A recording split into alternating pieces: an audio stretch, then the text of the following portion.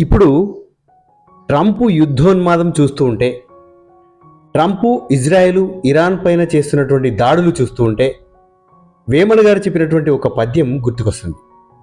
అట్లాగే నహుషుడు అని మన పురాణాలలో ఒక బ్రహ్మాండమైన కథ ఉంది. ఆ కథ కూడా గుర్తుకొస్తుంది. అవేంటో విందాం రండి.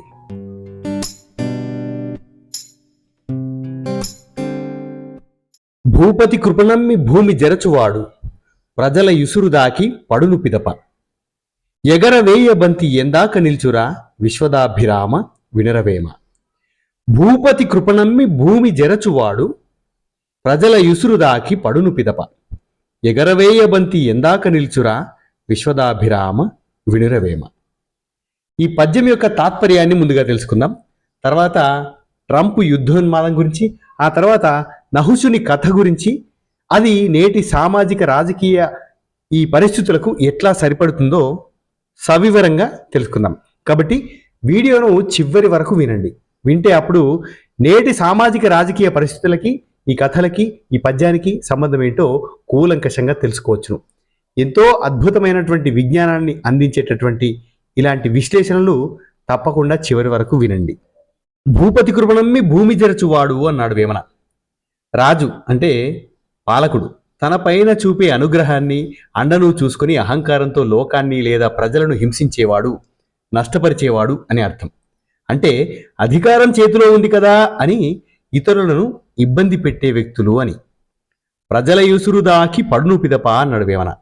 అలాంటి వాడు తాత్కాలికంగా బాగున్నట్లు కనిపించినా బాధితులైన ప్రజల కన్నీరు, వారి నిట్టూర్పులు తగిలి చివరకు పతనం కాక తప్పదు. ప్రజల ఆక్రందనలకు ఒక శక్తి ఉంటుందని, అది పాలకుడిని లేదా అధికారిని గద్దె దించుతుందని వేమన గారి పద్యం ద్వారా మనం తెలుసుకోవచ్చు. ఎగరవేయ బంతి ఎందాక నిల్చురా అన్నాడు వేమన. ఇక్కడ వేమన ఒక అద్భుతమైన ఉదాహరణ ఇచ్చాడు, ఉపమానం ఇచ్చాడు. మనం ఒక బంతిని ఆకాశంలోకి ఎంత బలంగా విసిరినా, అది గాలిలో ఎంత ఎత్తుకు వెళ్ళినా ఎంతోసేపు అక్కడ నిలబడలేదు. భూమి ఆకర్షణ వల్ల అది కిందకు పడాల్సిందే. అలాగే అక్రమంగా సంపాదించిన అధికారం లేదా గర్వం అనే బంతి కూడా ఎంతో కాలం నిలవదు, ఖచ్చితంగా నేల కూలాల్సిందే అని వేమన పద్యంలోని ఆంతర్యం. అధికారం శాశ్వతం కాదు, పై స్థాయి వ్యక్తుల మద్దతు ఉందని సామాన్యులను పీడించేవారు ప్రజల ఆగ్రహానికి గురై తీరుతారు. ఆకాశంలోకి విసిరిన బంతి ఎలాగైతే కిందకు పడుతుందో, అలాగే అహంకారంతో ఎగిరిన వాడు కూడా అంతే వేగంగా పతనమవుతాడు. న్యాయం, ధర్మం లేని అధికారం నీటి బుడగ వంటిదని ఈ పద్యం యొక్క సారాంశం. భూపతి కృపణమ్మి అనే వేమన పద్యం అనేది కేవలం ఒక వ్యక్తికి సంబంధించింది కాదు, అది ఒక సార్వత్రిక రాజకీయ సత్యం. నేటి ఇరాన్, ఇజ్రాయెల్, అమెరికా ఉద్రిక్తతలను ఈ పద్యంలోని 4 పాదాలతోటి పోల్చి చూస్తే వేమన గారి దూరదృష్టి మనకు ఆశ్చర్యం కలిగిస్తుంది. 4 ముఖ్యమైనటువంటి పాదాలను తీసుకోవచ్చు. భూపతి కృపణమ్మి అగ్రరాజ్యాల అండ, భూమి జరచువాడు యుద్ధం విధ్వంసం, ప్రజల యుసురు దాకి పడను పిదప మానవీయ సంక్షోభం, ఎగరవేయ బంతి ఎందాక నిలుచురా అహంకార పతనం. వేమన దృష్టితో మనం విశ్లేషిస్తే భూపతి కృపణమ్మి అగ్రరాజ్యాల అండ. పద్యంలోని భూపతి అనే రాజు నేటి అంతర్జాతీయ రాజకీయాల్లో అమెరికా వంటి అగ్రరాజ్యాలను లేదా శక్తివంతమైన కూటములను భూపతులుగా మనం భావించవచ్చు. ఇజ్రాయెల్ అమెరికా ఇచ్చే ఆయుధ సంపత్తిని, దౌత్యపరమైనటువంటి అండను నమ్ముకుని పశ్చిమాసియాలో తన పట్టును పెంచుకుంటోంది. ఇరాన్ తనకున్న ప్రాక్సీ గ్రూపులు హెజ్బొల్లా, హూతీ మరియు రష్యా, చైనా వంటి దేశాల పరోక్ష మద్దతును నమ్ముకొని కదులుతుంది. మా వెనుక పెద్ద శక్తి ఉంది కదా అనే ధీమాతో దేశాలు తీసుకునే నిర్ణయాలు ఒక్కోసారి వినాశనానికి దారి తీస్తాయని ఈ పాదం మనకు హెచ్చరిస్తుంది. భూమి జరచువాడు యుద్ధ విధ్వంసం. అధికారం లేదా అండ ఉంది కదా అని యుద్ధానికి దిగడం వల్ల జరిగేది భూమిని చెరచడమే. నేడు గాజా నుంచి లెబనాన్ వరకు, ఇజ్రాయెల్ నుంచి ఇరాన్ వరకు జరుగుతున్న క్షిపణి దాడులు కేవలం సైనిక స్థావరాలకే పరిమితం కావడం లేదు. భూమి, పర్యావరణం, మౌలిక సదుపాయాలు సర్వనాశనం అవుతున్నాయి. వ్యూహాత్మక ప్రయోజనాల కోసం దేశాలు చేసే పంతాల వల్ల సామాన్య ప్రజల నివాసాలు శ్మశానాలుగా మారుతున్నాయి. ఇదే వేమన చెప్పిన భూమిని జరచుట. మూడవది ప్రజల యుసురు దాకి పడును పిదప, మానవీయ సంక్షోభం. యుద్ధంలో గెలిచినా ఓడినా చివరకు మిగిలేది సామాన్య ప్రజల కన్నీరు. లక్షలాది మంది నిర్వాసితులు కావడం, వేల సంఖ్యలో చిన్నారుల మరణాలు, ఇవన్నీ ఆయా దేశాల పాలకులకు తగిలే ప్రజల ఉసురు. చరిత్రను గమనిస్తే ఏ సామ్రాజ్యమైనా లేదా ఏ పాలకుడైనా కూలిపోవడానికి ప్రధాన కారణం ప్రజల అసంతృప్తి మరియు వారి ఆక్రందనలే. ఇజ్రాయెల్లోని సామాన్యులు కానీ, ఇరాన్లోని పౌరులు కానీ యుద్ధం వల్ల పడే వేదన భవిష్యత్తులో ఆయన ప్రభుత్వాల పతనానికి పునాది కావచ్చని వేమన భావం. ఇక నాలుగవది ఎగరవేయ బంతి ఎందాక నిల్చురా అన్నాడు. అహంకార పతనం. ఇది ఈ పద్యంలోని అత్యంత కీలకమైన భాగం. ఒక దేశం తన సైనిక బలంతో లేదా అగ్రరాజ్యాల అండతో ఎంత ఎత్తుకు ఎదిగినా అది శాశ్వతం కాదు. ఆకాశంలోకి క్షిపణులు ఎగిరినంత వేగంగా వాటి పతనం కూడా అంతే భయంకరంగా ఉంటుంది. యుద్ధోన్మాదం అనే బంతిని ఎంత పైకి విసిరినా ప్రకృతి సూత్రం ప్రకారం అది నేలకు రావాల్సిందే. అంటే యుద్ధం వల్ల వచ్చే గెలుపు తాత్కాలికం. ఏదో ఒకరోజు ఆ అహంకారం అణిగిపోయి శాంతి కోసం లేదా పతనం కోసం నేల చూపులు చూడక తప్పదు. వేమన చెప్పినట్లుగా అగ్రరాజ్యాల కృపను నమ్ముకొని లోకాన్ని ఇబ్బంది పెట్టే ఏ శక్తి అయినా ప్రజల ఉసురు తగిలి తీరుతుంది. బంతి ఎంత ఎత్తుకు వెళ్ళినా భూమిని చేరక తప్పనట్లే యుద్ధోన్మాదంతో సాగే ఏ పాలనైనా కూలిపోక తప్పదు. శాంతిని విస్మరించిన ఏ నాయకుడైనా చరిత్రలో పరాజితుడిగానే మిగిలిపోతాడనేది నేటి ఆధునిక యుద్ధాలకు వేమన ఇస్తున్నటువంటి సందేశం. మనము వీడియో మొదట్లో నహుషుడి కథ గురించి కూడా అనుకున్నాం కదా. వేమన పద్యంలోని భూపతి కృపణమ్మి అనే భావానికి అత్యంత సరిగ్గా సరితూగే కథ నహుషుడి వృత్తాంతం.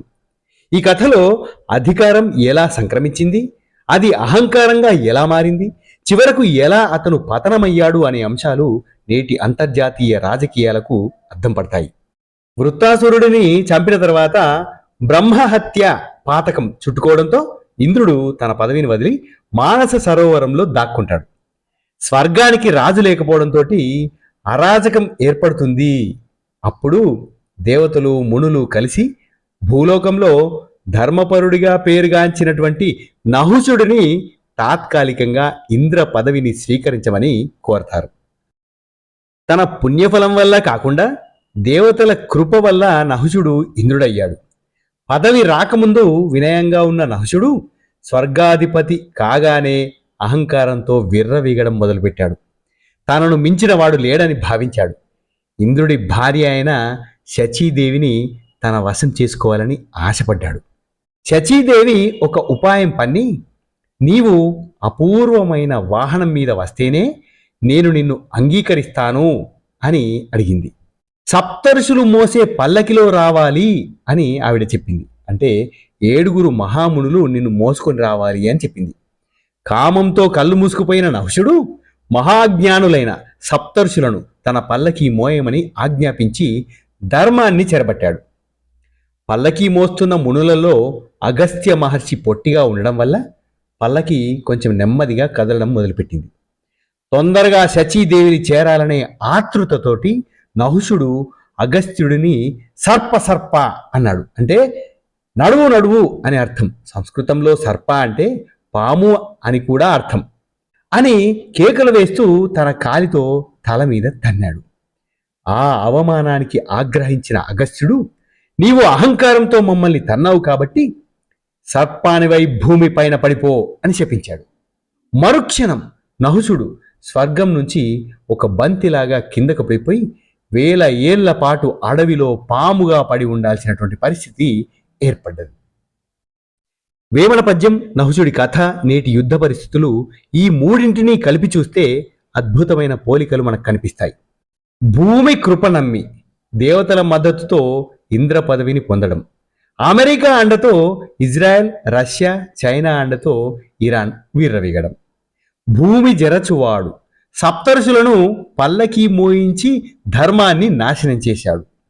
అత్యాధునిక ఆయుధాలతో పౌర నివాసాలను, పర్యావరణాన్ని నాశనం చేయడం. ప్రజల యుసురు దాకి అగస్త్యుడిని తనడం వల్ల వచ్చినటువంటి శాపం ప్రతిఘటన. యుద్ధ బాధితుల ఆక్రందనలు, ప్రపంచ దేశాల ఆర్థిక దౌత్యపరమైనటువంటి ఒత్తిడి.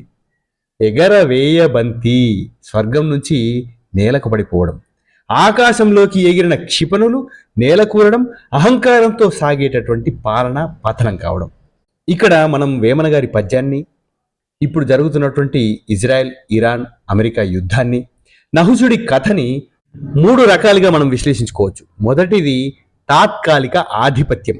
నహుషుడికి ఇంద్ర పదవి ఎలాగైతే శాశ్వతం కాదో, నేడు అగ్రరాజ్యాల మద్దతుతో దేశాలు ప్రదర్శించే సైనిక బలం కూడా శాశ్వతం కాదు. అగ్రరాజ్యాల ప్రయోజనాలు మారగానే ఈ దేశాలు ఒంటరివైపోయే ప్రమాదం ఉంది. రెండవది వ్యవస్థల ఉల్లంఘన. నహుషుడు మహర్షులను అవమానించినట్లే నేడు అంతర్జాతీయ చట్టాలను, మానవ హక్కులను దేశాలు తుంగలో తొక్కుతున్నాయి. సామాన్య ప్రజల ఉసురు ఒక శక్తిగా మారి పాలకుల పతనానికి దారితీస్తుంది. ఇక మూడవది బంతి సిద్ధాంతం. యుద్ధం అనేది ఆకాశంలోకి విసిరిన బంతి. అది గాలిలో ఉన్నంతసేపు గొప్పగా కనిపిస్తుంది, కానీ అది ఎక్కడో ఒక చోట పడి తీరాలి. ఇరాన్ వేసే క్షిపణులు కానీ, ఇజ్రాయెల్ చేసే ఎదురుదాడి కానీ బంతి లాంటివే. ఆ అహంకారం ఎంత ఎత్తుకు ఎగిరినా చివరకు అది వినాశనాన్ని మోసుకొస్తూ నేల కూలక తప్పదు. నహుషుడు తన స్థాయిని మర్చిపోయి ప్రవర్తించినందుకు ఎలాగైతే శిక్ష అనుభవించాడో, నేటి దేశాలు కూడా తమ శక్తిని, తమ వెనుక ఉన్న భూపతుల కృపను చూసుకుని అమానుషంగా ప్రవర్తిస్తే కాలక్రమంలో అవి కూడా బంతిలాగే పతనమవుతాయి. శాంతిని మించిన ఆయుధం లేదని, ధర్మాన్ని తప్పిన ఏ అధికారము నిలబడదని వేమన పద్యం మనకు ఒక హెచ్చరికను జారీ చేసింది. భూపతి కృపణమ్మి భూమి జరచువాడు, ప్రజల యుసురు దాకి పడును పిదప, ఎగరవేయ బంతి ఎందాక నిల్చురా, విశ్వదాభిరామ వినురవేమ. ఇలాంటి అద్భుతమైన పద్యాలు, ఆ పద్యాలకు సంబంధించినటువంటి కథా కథనం, వాటి విశ్లేషణలతో కూడినటువంటి మరో అద్భుతమైన వీడియోతో మరొకసారి మీ ముందుకు వస్తాను. అంతవరకు నేను చేసిన ఈ విశ్లేషణ మీకు బాగా నచ్చితే తప్పకుండా లైక్ చేసి, ఇలాంటి కంటెంట్ ఉన్నటువంటి వీడియోలు మరింత మందికి చేరే విధంగా షేర్ చేస్తారని, మన ఛానల్కి కొత్తగా వచ్చిన వారు తప్పకుండా సబ్స్క్రైబ్ చేసుకొని మన ఛానల్ని ఆదరిస్తారని హృదయపూర్వకంగా కోరుకుంటున్నాను. ధన్యోస్మి. శుభం భూయాత్.